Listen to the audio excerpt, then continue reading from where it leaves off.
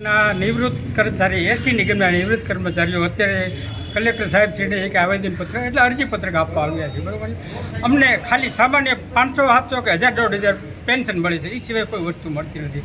માંદગી સબબ બીમારીનો ખર્ચ મળે છે, પણ એમાં અધિકારીઓ એવા પરિપત્ર બહાર પાડ્યા છે કે એમાં તમે કાંઈ લઈ જ ન શકો. એ લોકોએ નક્કી કરી છે એ હોસ્પિટલમાં જવું, પણ માંદગી સમયે કાંઈ નક્કી જ ન હોય ક્યાં જવું, શું સારવાર હોય તો કાંઈ ખબર ન હોય. એટલે આ લોકો એવા બિલ પાસ નથી કરતા અને અમને હેરાન કરે છે. આ માટેની રજૂઆત છે. ઉપરાંત જે બિલ આ લોકો રાખે અમને ફોન કરી દઈએ કે ભાઈ તમે બિલ લઈ જજો. હવે આટલી ઉંમરનો માણસ રાજકોટ બિલ લેવા જઈ શકે? આ બધું ખોટું છે. એટલે આવી રજૂઆત છે અમારી. ડૉક્ટર નિવૃત્ત સુરેન્દ્રનગર ડેપો.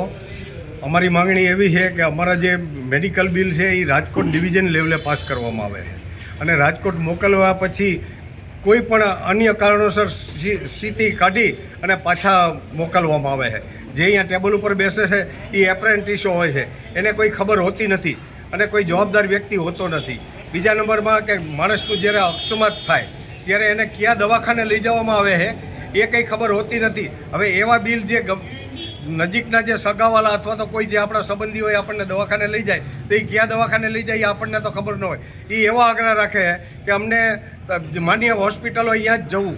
હવે કોઈને એટક આવ્યો, હવે એ તો માણસ બોલી ન શકતો હોય. બીજા નંબરની અંદર કે જે નિવૃત્ત કર્મચારીના બૈરા હોય છે એને પણ જે બિલ મૂકે તો એને પણ ટેટ રાજકોટ લેવા જવું પડે છે. એના માટે 200-400 રૂપિયા ભાડું થાય, જમવાનું થાય. એ લેડીઝ માણસોને પણ અહીંયા બોલાવવામાં આવે છે. આ રજૂઆત અમારી સુરેન્દ્રનગર ડેપો લેવલે જો અમારા બિલ સ્વીકારવામાં આવે અને અહીંથી અમને પાસ કરવામાં આવે એવી અમારી માંગણી છે. મિત્રો, આવા જ વિડીયો અને શોર્ટ્સ જોવા માટે આજે જ અમારી ન્યૂઝ રૂમ યુટ્યુબ ચેનલને સબસ્ક્રાઇબ કરો.